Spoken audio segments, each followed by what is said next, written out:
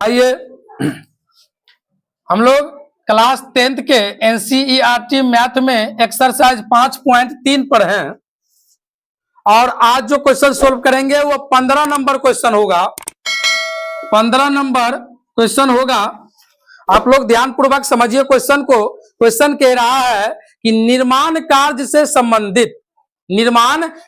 से संबंधित किसी ठेके में एक निश्चित तिथि के बाद कार्य को विलंब से पूरा करने के लिए जुर्माना लगाने का प्रावधान इस प्रकार है। मतलब कोई ठेकेदार जो है वह काम एक निश्चित तिथि पर करके देगा तो ठीक है, लेकिन उसके बाद अगर करेगा तो उसको जुर्माना देना पड़ेगा। पहले दिन के लिए 200 रुपया, अगर पहले दिन एक दिन विलंब किया तो 200 रुपया देना पड़ेगा, दूसरे दिन के लिए 250, तीसरे दिन के लिए 300 इत्यादि। अर्थात प्रत्येक उत्तरोत्तर दिन का जुर्माना अपने से ठीक पहले दिन के जुर्माने से 50 रुपया अधिक है।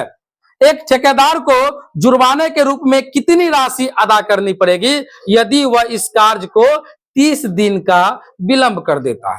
तो समझिए सवाल को। यानी कि कोई ठेकेदार है जिसको प्रथम दिन का जुर्माना कितना लगता है? 200 रुपया लगता है। उसके बाद अगले दिन का जुर्माना 250, उससे अगले दिन का जुर्माना 300, यानी कि 50-50 रुपया बढ़ते जाता है।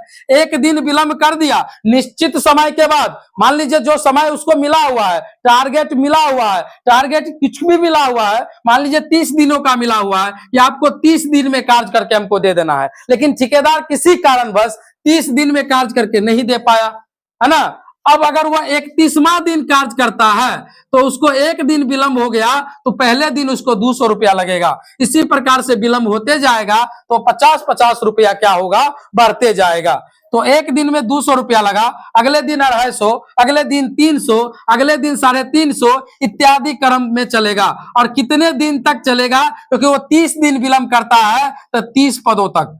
कितने पदों तक? 30 पदों तक हमें निकालना है कितना रुपया उसको कुल जुर्माना देना पड़ेगा। कितने दिन विलंब करता है? 30 दिन। ठीक है, ध्यान रखिए।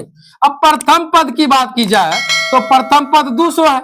एपी का प्रथम पद कितना है? 200 है।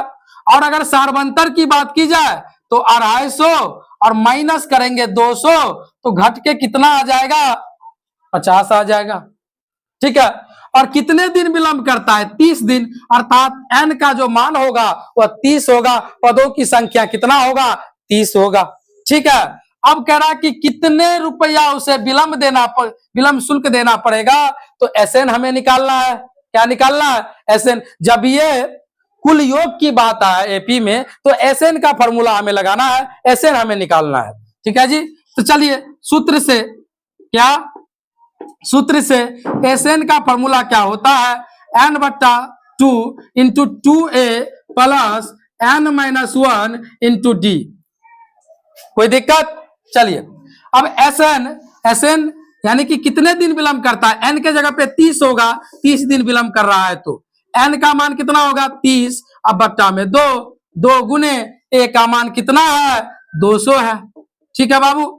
अब n 30 दिन विलंब करता है तो 30 माइनस 1 गुने d का मान कितना रखेंगे? 50 रखेंगे, क्योंकि 50-50 रुपया बढ़ते जाता है तो सार्वंतर कितना होगा? 50 होगा। ठीक है। अब इसको काटिए तो 15 बार में ये कटेगा तो 15 इंटू 200 को 2 से गुना कर दीजिए तो 400 हो जाएगा। 30 में से घटा दीजिए 29 हो जाएगा और गुना में कितना है? 50 है। ठीक है। 15 इंटू 400 प्लस 29 को 50 को गुना करेंगे तो 1450 हो जाएगा। कितना हो जाएगा? 1450, 1450 हो जाएगा। ठीक है। चलिए 15 गुने 1450 और 400 को जोड़ेंगे तो कितना हो जाएगा? 1850 हो जाएगा। अब देखिए गुना कर दीजिए 15 को और 1850 को गुना कर दीजिए तो 15 पचे 75, 15 टे 120 और 7 127, 15 15 12 27, 27,750 रुपया उसे विलंब शुल्क देना पड़ेगा। किसे? ठेकेदार को, अगर वह 30 दिन तक कार्य को विलंब कर देता है। आशा करते हैं कि आपको यह क्वेश्चन समझ में आ गया है। तो मिलते हैं नेक्स्ट वीडियो में, तब तक के लिए जय हिंद।